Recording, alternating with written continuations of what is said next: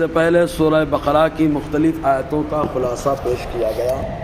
ابھی اپنے سامنے جو آیت کریمہ ہے، پہلے یہ آیت کریمہ کب نازل ہوئی وہ دیکھیں۔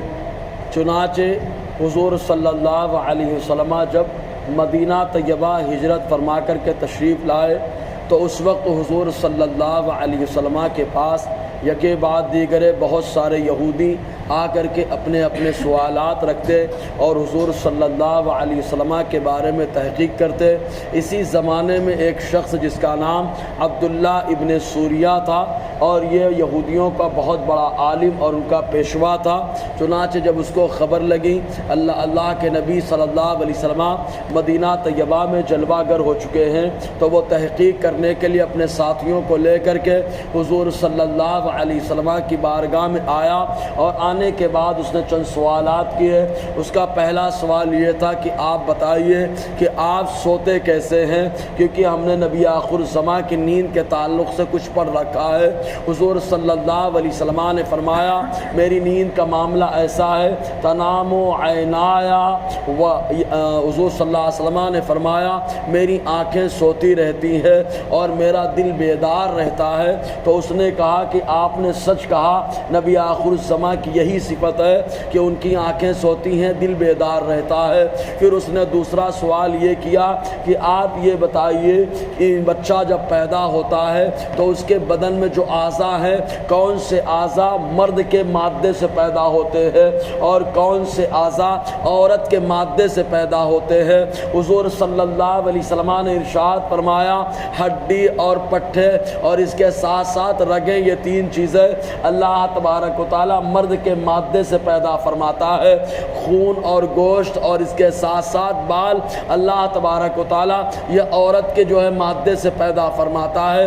جیسے ہی سنا اچھل گیا اور کہتا ہے نبی آخر الزماں کی صفت یہی ہے کہ وہ یہی بتائیں گے۔ اس کے بعد پھر وہ پوچھتا ہے یہ بتائیے جب بچہ پیدا ہوتا ہے تو وہ ماں کی طرح کب ہوتا ہے، باپ کی طرح کب ہوتا ہے؟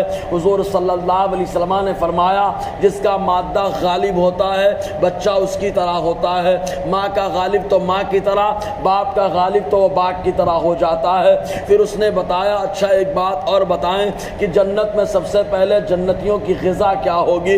حضور صلی اللہ علیہ وسلم نے فرمایا الحوت یعنی مچھلی۔ جیسے ہی حضور صلی اللہ علیہ وسلم نے بتایا بڑا خوش ہوا اور کہتا ہے کہ آپ نے سچ کہا، یہ بھی بتا دیجئے ذرا آسمان سے جو آپ کے اوپر وحی لے کر کے آتا ہے اس فرشتے کا نام کیا ہے؟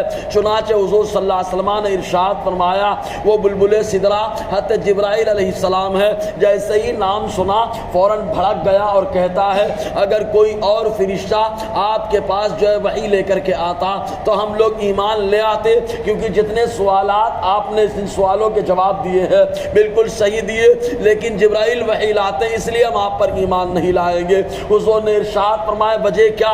تو ان لوگوں نے کہنا شروع کر دیا جبرائیل ہمارے اوپر عذاب لے کر کے آتے رہے، ہم لوگوں کے اوپر مصیبت لے کر کے آتے رہے، شدت کا معاملہ رہا۔ اللہ تبارک و تعالی ارشاد فرماتا ہے اے محبوب آپ کہہ دو یہ جبرائیل کے دشمن نہیں ہے، یہ اللہ کے دشمن ہے، کیونکہ اللہ تبارک و تعالی جس کا انتخاب فرماتا ہے وہی رب کی بارگاہ سے لے کر کے نبی کی بارگاہ میں وحی پہنچانے کا کام کرتا ہے۔ تو جبرائیل نے تو خالی اللہ کے حکم پر عمل کیا ہے، ان کو ہونا تو چاہیے تھا جبرائیل کے اوپر ایمان لاتے کہ وہ سچے فرشتے ہیں۔ اللہ کے نبی نے جو کہا وہ سچ کہا، اس لیے کہ تورات کے اندر جو باتیں مذکور ہیں ان باتوں کے حساب سے قرآن لے کر کے جبرائیل اللہ کے پاس سے آ رہے ہیں۔ تو اللہ تبارک و تعالی ارشاد فرماتا ہے قل اے محبوب کہہ دو من کان عدوا لجبریل، بے شک جو جبرائیل کا دشمن ہوگا فَإِنَّهُ نَزَّلَهُ عَلَىٰ قَلْبِكَ بِإِذْنِ اللَّهِ، تو بے شک جبرائیل نے قرآن کو اتارا ہے آپ کے دل پر اللہ کے اجازت سے، مُصَدِّقًا لِمَا بَيْنَ يَدَيْهِ، اس کی تصدیق کرتا ہوا جو ان کے سامنے یعنی تورات کی تصدیق کرتا ہوا، وَهُدًى اور سراپا ہدایت ہے قرآن۔ ہاں البتہ یہ بات ضرور ہے کہ متقی پرہیزگاری اس کی ہدایت سے فائدہ اٹھاتے ہیں، وَبُشْرَىٰ لِلْمُؤْمِنِينَ اور ایمان لانے والوں کے لیے خوشخبری دیتا ہے قرآن۔ اللہ تبارک و تعالیٰ نے اس طریقے سے حضرت جبرائیل کی عظمت کو اجاگر فرمایا اور یہودیوں کو بے نقاب فرمایا۔ آگے اللہ تعالیٰ اور کیا فرماتا ہے انشاءاللہ گفتگو رہے گی۔ اللہ تعالیٰ ہم سب کو فیضان قرآن برکات قرآن سے مالا مال فرمائے۔